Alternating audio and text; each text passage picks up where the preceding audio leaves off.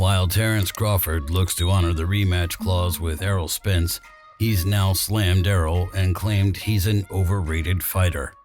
It turns out that while Terence was willing to honor his contract with a rematch, he had absolutely no interest in doing it in the first place, and he had his eyes on bigger fish.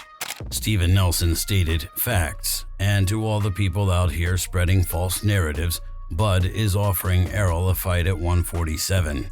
If he doesn't take it, which we're hoping he doesn't because it's a waste of time, Bud wants to do something that's never been done and move up 3 weight classes to beat Canelo." No matter what Crawford may think, Canelo actually believes that Errol is the one fighter that was big enough to consider a big win for Crawford. Canelo stated, "He's won one big fight. If you see his record, he's just beaten one good fighter like Errol Spence, but other than that, I don't think he's ever beaten other great fighters like Spence. He did a very good job with Spence and made it look very easy. I know Terence Crawford is a great fighter, but you never know in boxing. We'll see in the future. Right now, I'm 100% focused on Jermell, but we'll see in the future. Why not? If it makes sense, why not?" Deontay Wilder seemed to think that Spence didn't look too good in his one fight with Terence though, and he thought that he was too dehydrated to put up a good fight. Deontay stated, "It was a beautiful fight. It seemed like Errol Spence was a little drained tonight and he couldn't really do what he needed to do. Bud definitely took advantage of that. He made it look easy. Hats off to Terence, man. He fought a magnificent fight tonight, but that's what it's all about. He proved that he was the best of them all. The way he did it with ease and calmness. He looked like he was in another dimension. I really think Errol over-dehydrated himself. You could see it in his skin, you could see it in his eyes, and the way he was moving as well. But he fought the fight, and that's what it's all about. Being strong and going all the way to the end." Abel Sanchez thought that Spence looked pretty bad going into the first fight as well.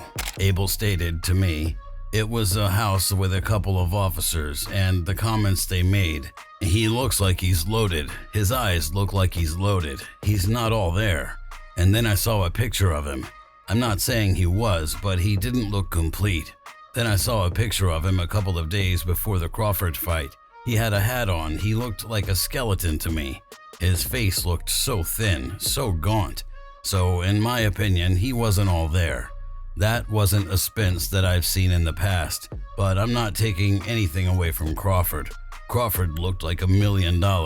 I think he lost too much weight and never regained his strength. The Crawford that fought that night, Spence would have needed to be 100% to be able to compete and maybe not even beat Crawford that night.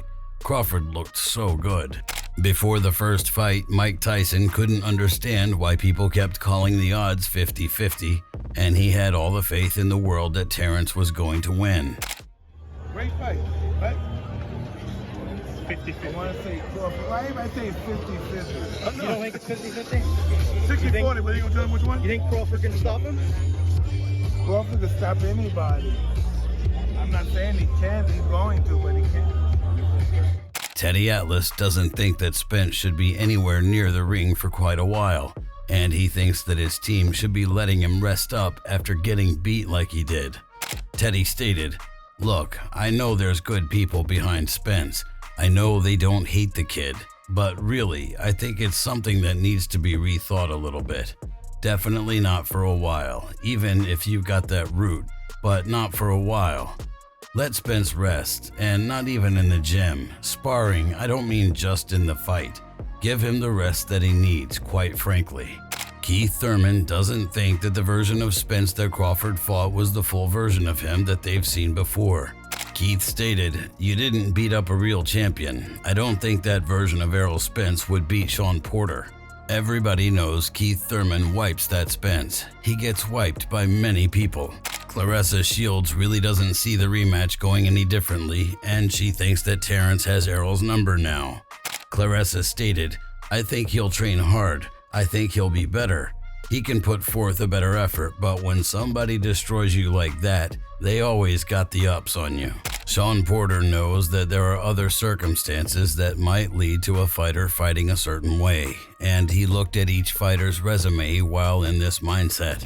This is what I think about resumes, and especially when it comes to these two fighters specifically, because they got a lot of the common opponents. Yes. But the day that they fought these opponents is what's uncommon. And so you can pick who you want to pick, and I fought him, and he had I broke both eyes, and then you fought all this and that. Bottom line is, a lot of fighters aren't who they are on Tuesday. They're not that same fighter on Saturday. You are absolutely That's the right. bottom line. So what I'm saying is exactly who I was against Crawford was not who I was against Spence. Ain't taking nothing from Crawford, and ain't taking nothing from Spence whatsoever. But for me, my situation was all internal. Okay. That was that I took to the ring, that I just, and when I had that moment, we seen the towel come in, because that was the moment that was expected, for the sake of words, whatever the case may be. When Crawford last spoke with Sean Porter, he told him the key that he had figured out for beating Spence though. Crawford stated, "The fight is won in training, so given the fact that we expected Errol to come out the way he did, given the circumstances that we knew what he was going to do and when he was going to do it, because Errol fights the same way each and every time he steps into the ring, all we had to do was take away his jab, we felt. We take away his jab, he becomes basic, and that's what we did on fight night." Eddie Hearn seems to think that there might be other obstacles in Spence's way though. Eddie stated, "No, I don't think so. I think that was a taxing fight for Errol Spence. Without taking anything away from Terence Crawford's performance, there are starting to be a few miles on the clock for Spence. Whether it's lifestyle, retina, or car crash, whether it's tough fights, and that kind of fight last time would do some more to take some extra miles off the tank. I do think he'd be stronger at 154. He's been at 147 a long time, but I still think Terence Crawford is the big favorite in that fight. I don't think it's a fight people are clamoring for, so I think you're going to have to find something to get Spence off the pan for that rematch." Crawford doesn't think that a rematch will be any different no matter which way you look at it though. Interested in moving up in weight for the rematch, or does it have to be at 47? It definitely don't have to be at 47.